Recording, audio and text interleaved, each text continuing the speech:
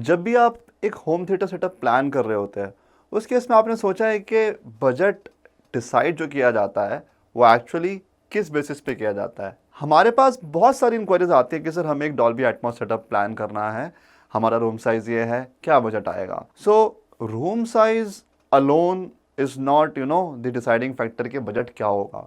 आपका budget actually में room size से ज़्यादा डिपेंड करता है आपकी मेन लिसनिंग पोजीशन पे, कि आप अपने फ्रंट स्पीकर से कितना दूर बैठे हैं।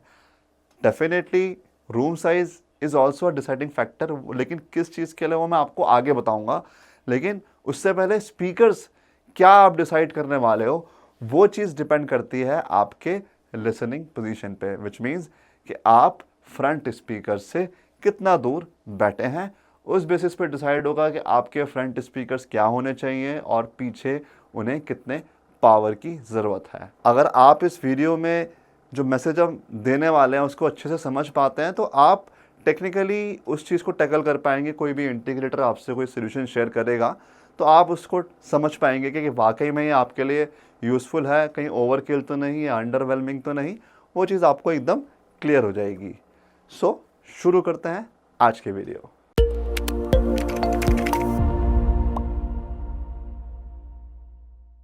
तो जैसा कि मैंने बताया, मोस्टली इंटीग्रेटर आपके रूम साइज़ के पीछे पड़े होते हैं कि आपका रूम साइज़ बड़ा है तो वो आपको एक बड़ा सेटअप सजेस्ट करेंगे, रूम साइज़ छोटा है तो छोटा सेटअप सजेस्ट करेंगे। लेकिन मैं आपको एक एग्जांपल देता हूँ।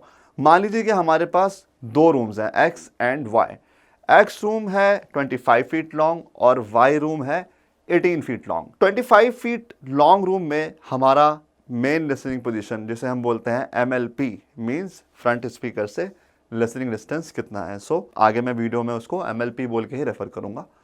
MLP हमारा है 25 फीट वाले रूम के अंदर में 10 फीट, और जो वाई रूम है जहां पर लेंथ है 18 फीट, वहां पे हमारा MLP है से 15 और 16 फीट। तो आपके हिसाब से ज़्यादा बजट कहाँ स्पेंड होगा, एक्स रूम में या वाई रूम में? एक्स रूम में बजट कम लगेगा as compare to Y room में, क्योंकि वाई रूम में MLP is longer as compare to the MLP in the X room. यहाँ पे है MLP 10 फीट और यहाँ पे है MLP 16 feet. So basically long story short, room size is not equal to the overall budget. MLP is equal to the overall budget.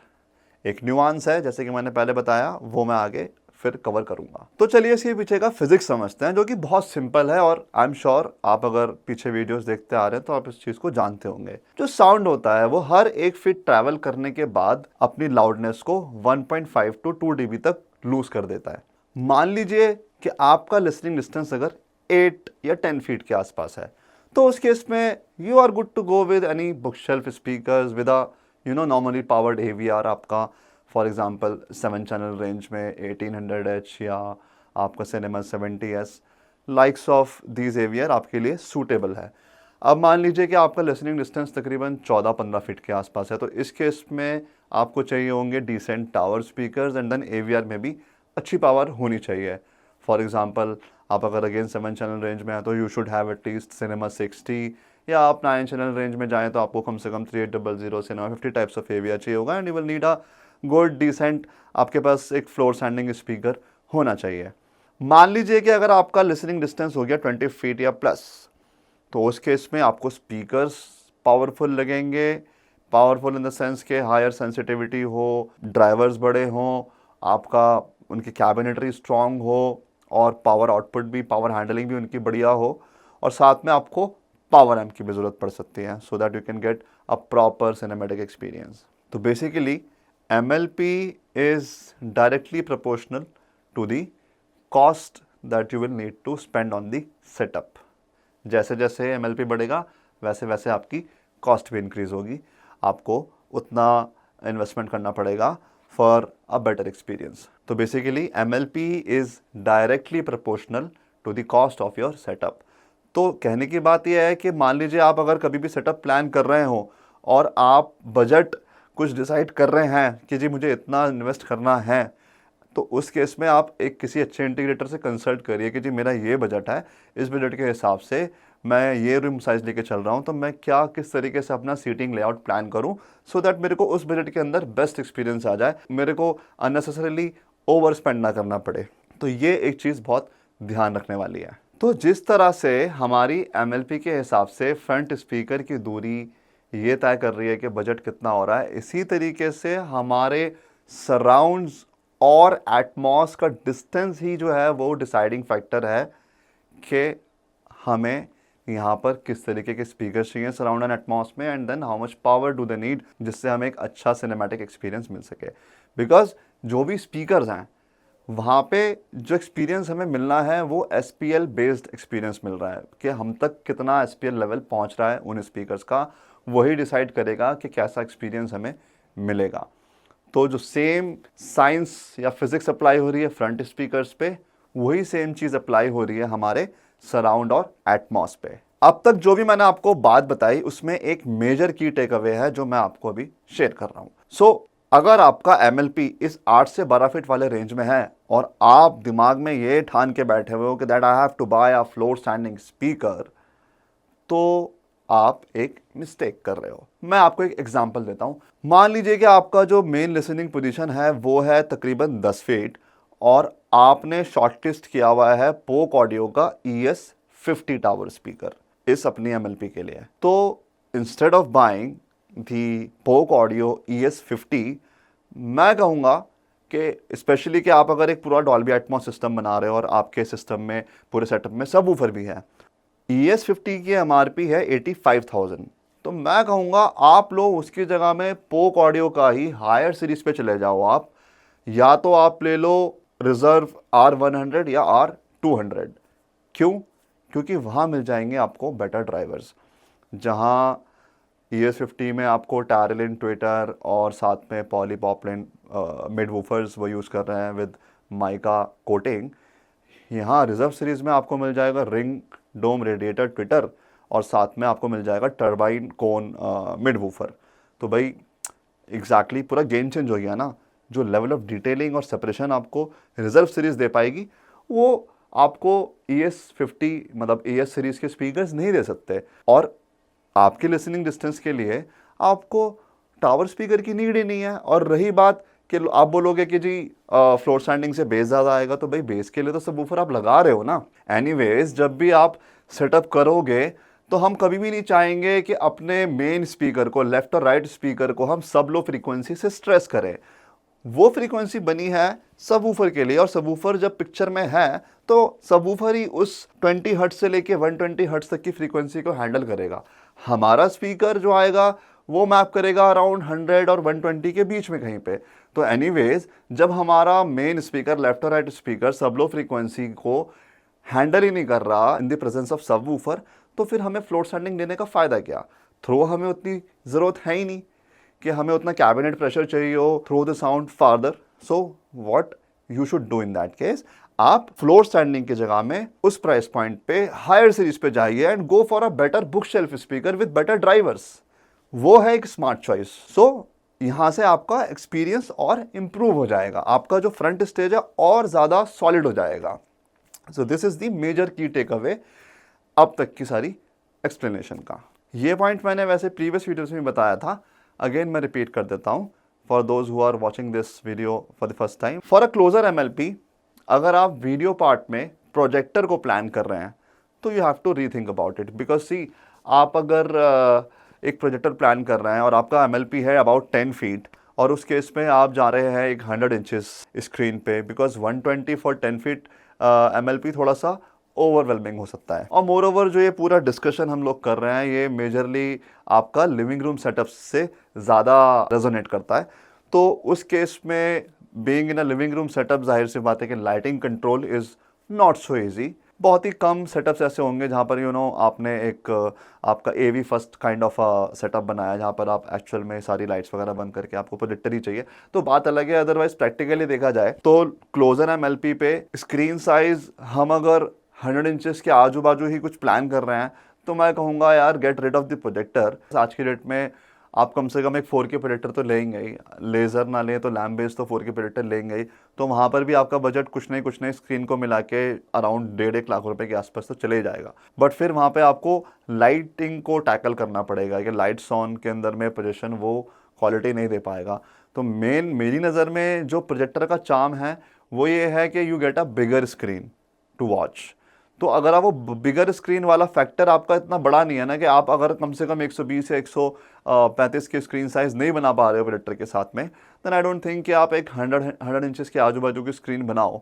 Until and unless कोई ऐसी मजबूरी है कि फ्रंट वॉल पे you want some sort of showpiece और art और wall painting whatever, and then you want a drop down screen, कि आपको एक मोटर स्क्रीन चाहिए जब यूज़ करना है तभी वो नीचे आएगा, तब तो प्रोजेक्टर सेंस बनाता है। But otherwise I would suggest कि आप टीवी ही लगाइए, you go for an 85 inches TV, और वहाँ से आपका ये लिविंग रूम के अंदर में ज़्यादा सॉर्टेड आप रहेंगे, बेटर आपको कन्वीनियंस वहाँ पे रहेगी और बेटर एक्सपीरियंस आपको मिलेगा। So that is about the video part. अब बचा पूरी कहानी के अंदर एक विलन।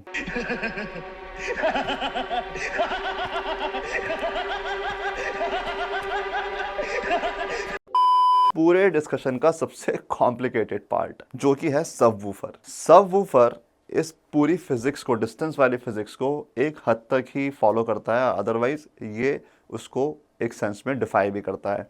बिकॉज सबवूफर में जो एक्सपीरियंस है वो सिर्फ और सिर्फ एसपीएल बेस्ड नहीं है, वहाँ पर एक और फैक्टर है जो मैटर करता है कि आपको बेस कैसी फील हो रही है।